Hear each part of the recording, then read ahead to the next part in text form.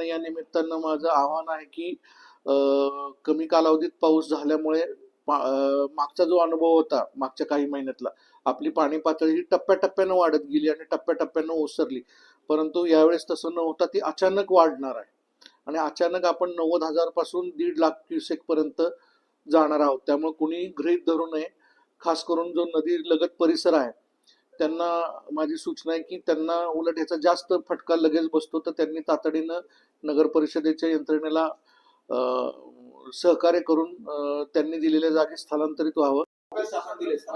साधारणपणे हे सगळा अतिक्रमित भाग आहे नदीपात्रातला. साधारणपणे 200-250 लोकांना ह्याची झळ लगेच पोचते आणि त्यातही बरेचसे लोक हे त्यांचे दुसरं घर किंवा नातेवाईकाच्या घरी स्थलांतरित होतात.